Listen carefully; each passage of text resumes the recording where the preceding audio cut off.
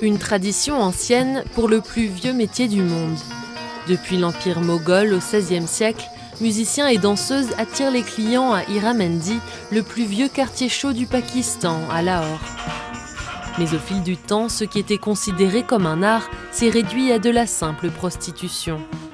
Rima a hérité ce métier de sa mère et sa grand-mère.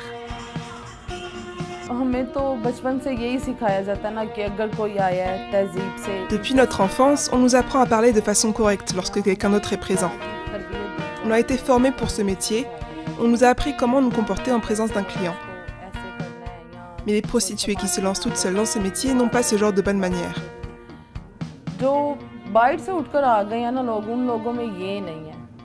Une nouvelle génération de travailleuses du sexe s'est installée en dehors de ce Pigalle pakistanais.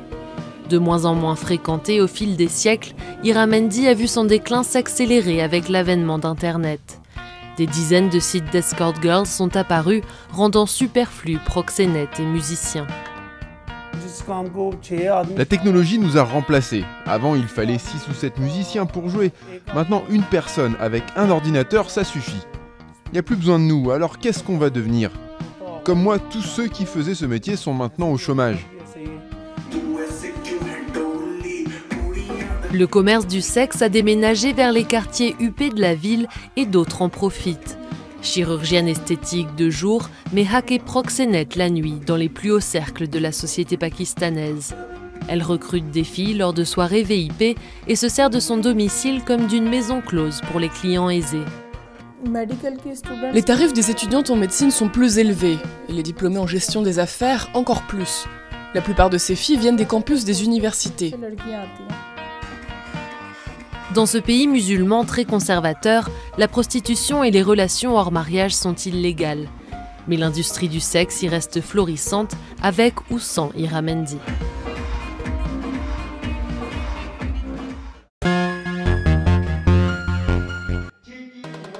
Au fin fond de l'Himalaya népalais, la bataille est en cours pour sauver le patrimoine tibétain.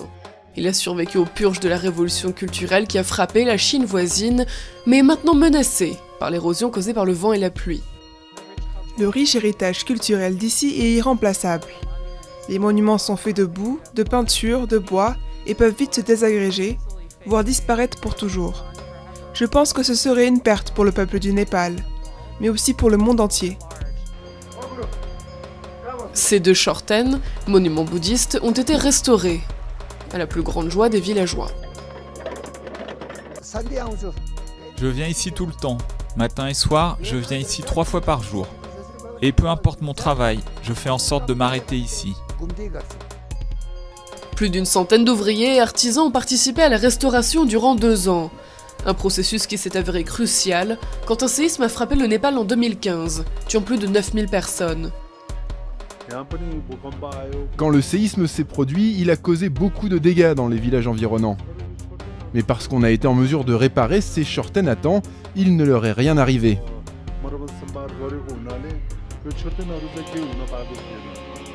D'autres monuments n'ont pas eu cette chance. Dans la capitale médiévale de l'ancien royaume bouddhiste de l'Omantang, le séisme a détruit des peintures murales vieilles de 500 ans et endommagé le système de canalisation, provoquant des infiltrations d'eau dans certains monastères.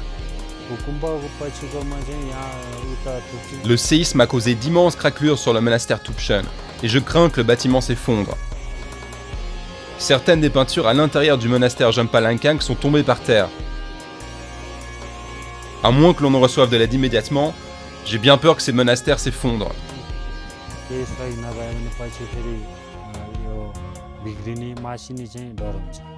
La restauration dépend en grande partie des donations étrangères, ralentissant la course contre la montre pour la préservation du patrimoine historique et culturel unique de la région.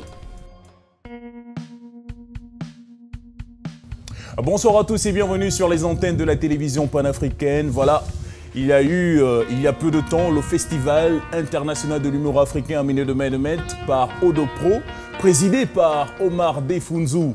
Un festival qui avait lieu le 27 juillet, c'était au Prytanée militaire de Libreville, à Libreville, au Gabon. Voilà, donc un after. L'after, c'est bien sûr Culture 7 qui arrive pour en parler de ce qui s'est passé durant cet événement, pour parler de cet événement. Et avec moi, j'ai Brial Duena, responsable Duena. de la communication pour le compte de la 4e édition du FIA, entendez Festival International de l'Humour Africain. Précision, 4e édition du Festival International de l'Humour Africain. Et justement, à côté, il y a Vianney Barnet. Tu vas prendre le micro. Varney Barnet. Varney Barnet. Alors oui, bonsoir, je suis Varney Barnet, jeune talent masculin du FIA 2016. Voilà. Et à côté?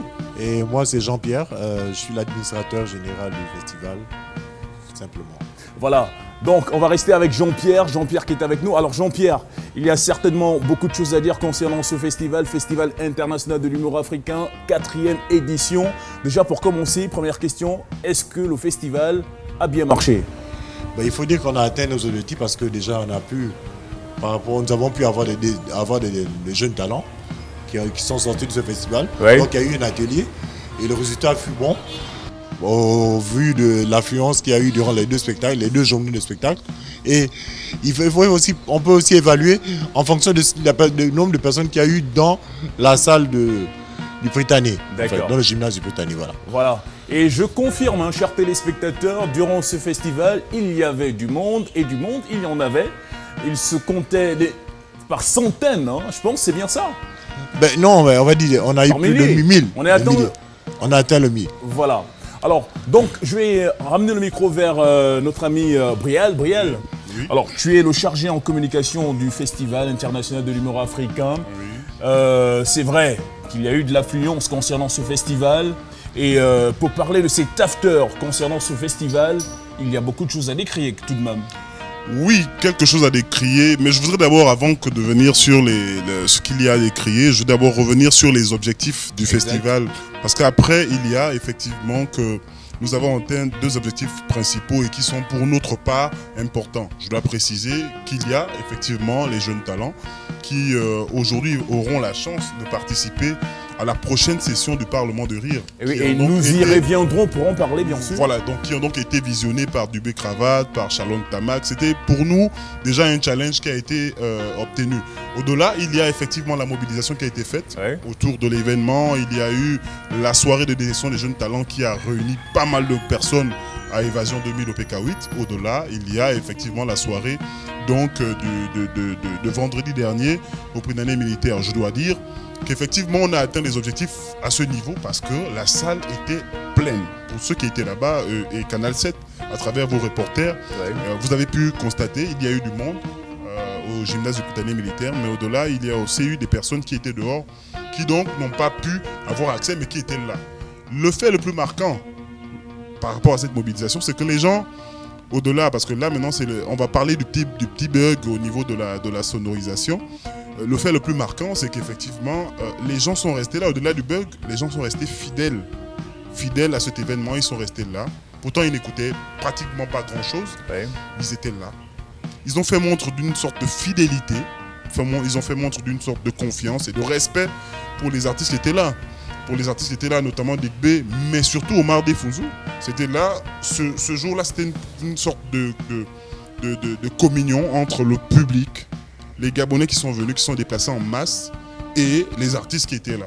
C'est toute la marque de respect. Et là, je voudrais très honnêtement et sincèrement remercier au nom d'Odo Procom, Omar Defounzou Nguégué Production Communication, au nom du comité d'organisation du Festival International de l'Humour Africain. Remercier dans un premier temps les partenaires qui nous ont accompagnés, mais aussi et surtout le public qui s'est déplacé de façon massive et qui a compris la difficulté à laquelle on était confrontés en termes de son. Voilà, c'est vrai que la sonorité a été le bémol de cet événement. Voilà. Alors ma question qui arrive, quand on parle d'un festival, c'est quelque chose de grand. Oui. Festival 4e édition, ça veut dire que le festival a pris de l'ampleur. 4e édition, c'est pas rien. Pourquoi le choix du Prytanée militaire, vu que de ce côté-là, l'écho n'a pas été favorable à ceux qui ont bien voulu participer à cet événement et se faire plaisir? Mais écoutez, les opérateurs culturels, tous ceux qui font un peu dans l'organisation des spectacles à Libreville savent que depuis quelques temps, et d'abord depuis Belle Lurette, le Gabon n'a jamais eu de salle en tant que telle, de salle de spectacle en tant que telle. La dernière salle qui nous restait, et c'est celle qu'on a utilisée pour le spectacle d'Omar Defounzou, le One Man Show, donc Defounzou Chic, Ouais. On l'a utilisé l'année écoulée, c'était le Como. Et tout le monde sait que le Como en ce moment est fermé pour des raisons de travaux. Bref, on ne va pas rentrer dans cela. Nous, on a fait le choix du Prytanée militaire parce qu'on s'est dit que c'était le seul endroit, en termes de sécurité déjà, qui pouvait nous garantir la sécurité. Vous savez qu'on est dans un milieu militaire et donc là-bas, la sécurité est garantie. C'était le seul espace qui se prêtait à nous de façon spontanée et en termes de coût, c'était le seul espace qui nous valait moins cher et qui, pour nous, était le plus indiqué dans ce festival. On a Gibbs qui est avec nous. Gibbs, vous allez prendre le micro. Alors Gibbs, je sais que vous êtes un homme de culture. Tout à fait. Alors, il y a le ministère de la Culture qui est en place. Et il y a le festival qui est également en place. Quand un pays abrite un festival, c'est pas rien. Alors, c'est beaucoup de portes qui s'ouvrent. Mais comment comprendre que pour le Festival international de l'humour africain, pour cette 4e édition, on a remarqué l'absence du ministère de la Culture pour cet événement? Il faut dire que là, ce n'est pas que c'était une volonté du comité de pouvoir ignorer le ministère de la Culture, mais nous nous sommes dit que c'était une œuvre, un projet d'abord d'une entreprise culturelle, privée. Donc on l'a monté comme cela. Et on allait, vu les délais aussi, on n'a pas eu le temps de pouvoir négocier avec le ministère pour qu'il soit présent. Donc on s'est lancé. Le projet, d'abord, on le tenait à cœur d'abord nous-mêmes. Parce que vous savez que quand on vient sur l'administratif, que ce soit dans n'importe quel pays, ça prend toujours du temps. Voilà. Et ce festival, on s'y est pris un peu tard. Alors, si moi je pose cette question, c'est parce que parmi ceux qui ont été invités sur cet événement, il y avait Digbe Cravate, qui, j'ai dû remarquer, fustigeait le fait que le ministère de la Culture ne soit pas impliqué concernant cet événement, par exemple. Bon, s'il a parlé d'implication, c'est parce qu'en fait, dans un pays, il y a ce qu'on appelle une politique culturelle. Et dans une politique culturelle, il y a 3 axes principaux. Qu'on soit dans n'importe quel pays du monde, il faut les infrastructures, il faut la formation et il faut le financement. Mais là, dans notre cas présent, on est dans une situation où il manque presque tout. Vous voyez, donc il a essayé de rappeler, pour dire quand même, interpeller le ministère de la Culture en disant que nous ne pouvons pas faire de la culture sans l'accompagnement de l'État. Voilà. Voilà. Alors, vous restez satisfait de cette organisation, de cette 4e édition-là? Bon, il faut dire que la note est salée, à part au bémol dont vous avez parlé, vous avez fait déjà part tout à l'heure, mais nous sommes satisfaits dans le sens où nous avons quand même atteint ce que nous voulions. Il l'a rappelé tout à l'heure, nous sommes allés jusqu'au bout de ce que nous avons décidé de faire et cela a été réalisé. Voilà, donc on va revenir sur Brial avant de nous entretenir avec le jeune talent qui Vianney Barnet, voilà. Vianney Barnet, voilà. Alors, Brial, chargé en communication du Festival international de l'humour africain, 4e édition. Sinon, pour cette 4e édition-là, c'est vrai, Gibbs l'a dit, satisfaction, mais hormis la satisfaction, n'y a-t-il pas autre chose à dire concernant ce festival? Autre chose à dire, c'est simplement inviter les politiques publiques, et là je parle du ministère de la Culture, à s'impliquer davantage dans toutes les questions culturelles parce que c'est d'abord leur devoir. On ne peut pas comprendre, et ça je le dis, ce n'est pas seulement pour l'humour. Hein. L'humour, aujourd'hui, on organise l'édition, ça fait 2 ans qu'on n'a pas organisé le Festival international de l'humour, mais combien d'événements ont été organisés au Gabon alors que le ministère de la Culture n'a pas participé, n'a pas accompagné. Donc c'est pour moi aujourd'hui l'occasion que vous me donnez, et je dis merci, de lancer un appel à l'endroit du ministre de la Culture, à l'endroit de toutes les autorités en charge de la culture chez nous, pour dire que la culture est un domaine important de notre pays. Il n'y a pas que le pétrole. Les artistes, aujourd'hui, le Gabon est vendu à travers le monde, mais par une seule personne. Enfin, quand je parle d'artistes, par une personne, Omar Defonso Nguenge. Aujourd'hui, on est représenté au Parlement du Riz. Vous n'imaginez pas, c'est énorme. Cet homme s'est formé par lui-même, par ses propres moyens. Il est temps que le ministère de la Culture s'imprègne, que le ministère de la Culture prenne les affaires d'Omar Defonso ou alors les affaires de la culture à bras le corps, parce que c'est d'abord leur devoir. Et donc c'est un appel que je lance de façon solennelle, que le ministère de la Culture aujourd'hui prenne les choses au sérieux. Enfin, je ne vais pas dire qu'ils ne sont pas sérieux, je vais dire un peu plus au sérieux. Parce qu'en fait, on n'a pas de salle de spectacle, c'est hallucinant. C'est hallucinant. On ne peut pas être dans un pays comme le Gabon, comme Libreville, une ville comme Libreville, et ne pas avoir de salle de spectacle. C'est juste dommage. Il faut que les autorités compétentes en la matière prennent les choses à bras le corps. Il est temps que les gens se lèvent, qu'on nous installe une salle de spectacle, pour qu'on n'ait pas finalement à aller au Prytanée militaire, une salle qui n'est pas adaptée pour un spectacle de one-man show. aller faire un spectacle là-bas et puis avoir l'écho et le résultat qu'on a eu. Bref, nous, le bilan, il est positif, à part le bémol.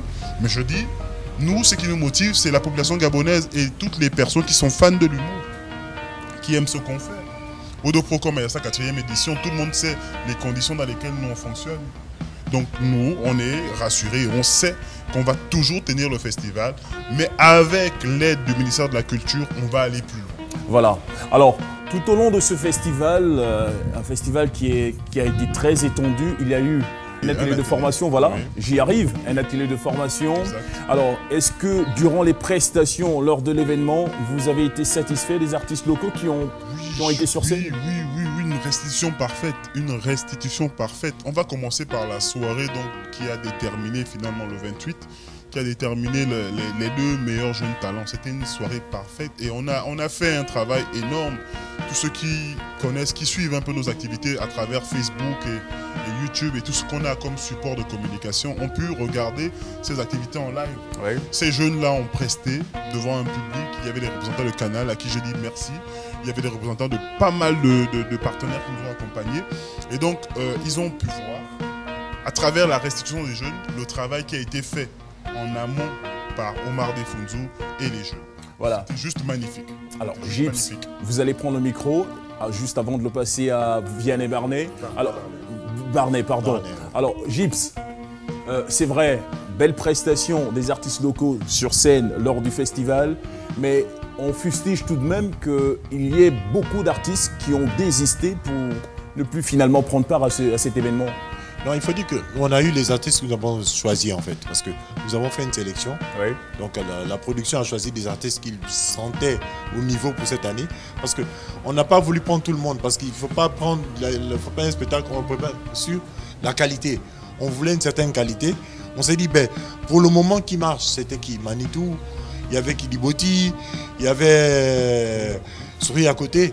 Bon, donc Yann Coco. Donc on s'est dit, on a fait une sélection. Parce qu'on ne voulait pas faire un spectacle qui tienne sur 4-5 heures. Ça n'aurait servi à rien parce que déjà, il ne faut pas fatiguer le public. Donc, par rapport à ce que nous avons eu sur la scène, je crois que c'était quand même une très bonne facture au niveau national. Parce qu'ils ont assuré. Ils ont ébloui même déjà Digue, qui était très satisfait de la prestation de Manitou, de Diboti et tout le reste. Voilà. Alors comme je l'ai dit, le festival a été accompagné par un atelier de formation, et un concours qui mettait en prestation des jeunes talents. Ouais. Alors on a Vianney Barnet qui est avec nous, mais je reste avec vous, Gips. Oui. Sinon, ce concours, quel a été finalement l'objectif? Il faut dire que c'est d'abord la détection des nouveaux talents. Parce qu'aujourd'hui, on veut aller sur des humoristes qui soient professionnels et qui maîtrisent les bases. Parce qu'aujourd'hui, on ne fait pas de l'humour pour faire de l'humour. Par exemple, les vannes, il y a des techniques pour les vannes. L'improvisation, ça s'apprend. Il y a des techniques, vous allez voir tout à l'heure, vous pouvez tester. Vous faites un essai avec lui, vous verrez qu'il va vous improviser des choses. Donc, c'est cela, on voulait des gars qui soient techniquement prêts pour l'international. Afin qu'on dise, quand on l'emmène à l'étranger, on voit Gabon, on voit quelque chose de beau. La qualité d'abord. Exactement. Alors justement, on a Vianney, j'ai du mal à prononcer, hein. Barnet, c'est ça? Oui. Barnet avec nous, vous êtes le lauréat du concours. Vous allez prendre part à un événement, un grand événement. Hein. Donc, je pense que c'est l'émission sur le Parlement du Rire, le Canal+. Oui. Voilà. Alors, grosse satisfaction pour vous ou bien? Bien sûr. C'est une grosse satisfaction pour moi. Et c'est un peu comme gagner The Voice, hein. Mais sauf que The Voice de manière africaine, hein, avec les chaises en plastique. Et donc, moi, je suis très content de participer au Parlement du Rire que je vois tout le temps à la télé. Oui. C'est comme Éclat de Rire, je regardais ça tout le temps à la télé et je me suis levé, je me suis dit non, j'aime l'humour, je veux faire rire tout le monde. Donc, je pars participer à Éclat de Rire. Et d'Éclat de Rire jusqu'à aujourd'hui, c'est juste la détermination et je suis très content que ça m'amène jusqu'au Parlement du Rire. Voilà. Mais quand on est jeune talent et quand on a cette motivation, qu'est-ce qui nous anime pour faire de l'humour?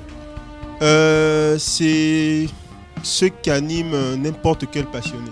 Ouais. C'est juste la passion. Il n'y a rien d'autre. Juste la passion. Alors, avant de vous lancer dans l'humour, vous aviez déjà une base pour prétendre dire autour de vous que vous Vous faites rire? Oui, comme tout le monde, j'ai le sens de l'humour. Je fais rire mes camarades.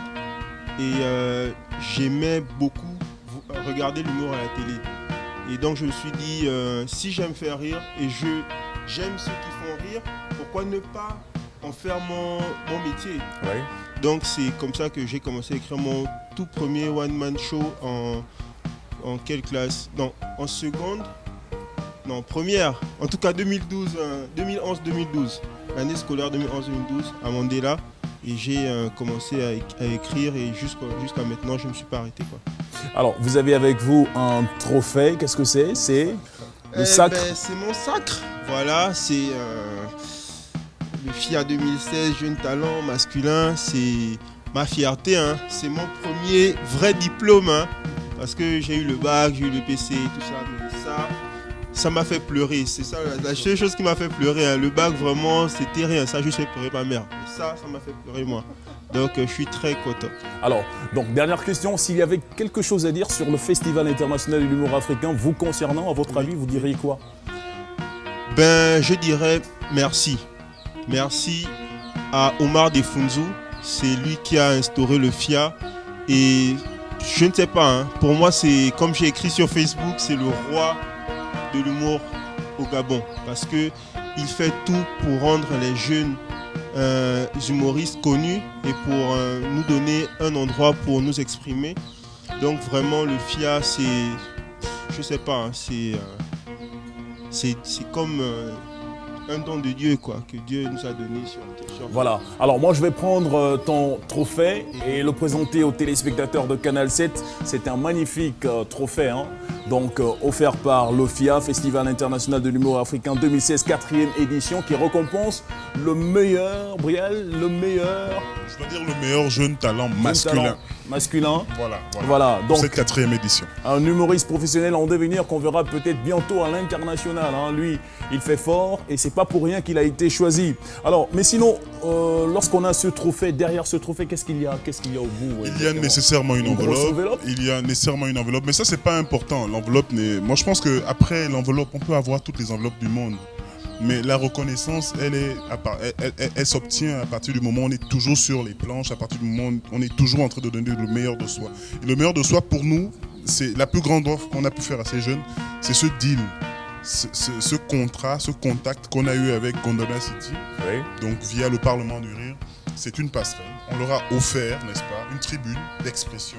Je pense qu'après être passé au Parlement du Rire, et pour lui, je sais que ça va aller vite. Ça va aller très vite même d'ailleurs, parce qu'il écrit très bien. Oui. Je sais de quoi je parle. C'est un jeune qui a été encadré à Odo pendant plusieurs mois.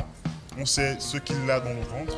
Je sais que dans quelques mois, vous entendrez parler de Varney Barney, j'y arrive. Mais après, l'argent va venir après. Omar Defunzo, quand il a commencé, personne n'imaginait qu'il pouvait rouler en Mercedes. Après, c'est un secret que je dévoile certainement. Il ne m'en voudra pas pour ça. Personne ne pouvait imaginer qu'il pourrait rouler en ML ou en Mercedes, je ne sais pas. Mais aujourd'hui, il fonctionne comme ça. Ça veut dire que ça paye après. Il va au Marrakech, il fait ce qu'il a à faire. Et Varney, l'enveloppe qu'on a donnée est modeste. C'est pas bien grave. Mais le Parlement, là, c'est tout l'argent qu'il aura. Voilà. C'est toute la vie. Et comme je vous l'ai dit, chers téléspectateurs, c'est un after que nous faisons pour ce festival international de l'humour africain. Et justement, Gibbs va prendre le micro. On va conclure avec Gibbs, Varney et Brial. Gibbs, peut-être dernière question pour vous. Aujourd'hui, peut-on dire que l'humour gabonais a démarré? Mais il faut dire que oui, parce que déjà, il y a d'autres événements qui déjà se pointent à en ligne de mire pour nos deux jeunes talents déjà. Il n'y a pas que le Parlement du Rire, il y a déjà des festivals qui demandent. Oui. Donc on va essayer de travailler dans ce sens. Vous savez, il y avait un directeur de festival qui était là, qui déjà lui-même émerveillé par les prestations de ces jeunes-là. Donc hormis lui, il y a d'autres qui pourront peut-être récupérer. Parce que je sais qu'avec eux, on n'a pas fait ce travail pour rien. Defunzo ne s'est pas investi de lui-même juste parce qu'il avait envie de le faire comme ça et puis c'est allé dans de l'eau. Je crois qu'il y a un résultat qui va arriver. Voilà. On a de l'avenir dedans, il y a de l'avenir. Alors, Barney? Je vais terminer en disant que en remerciant Omar Defunzu. Grâce au FIA, on n'a pas eu que l'humour, on a aussi eu des connaissances avec l'arrivée des internationaux. Et j'ai appris donc une petite langue, Lingala, donc je veux dire que FIA Ezali Kitoko. Voilà, c'est ce qu'il m'a dit de dire. Voilà. Ça veut dire que le FIA était très bien. Voilà et tout. Donc merci beaucoup, c'était Varnin Barnin.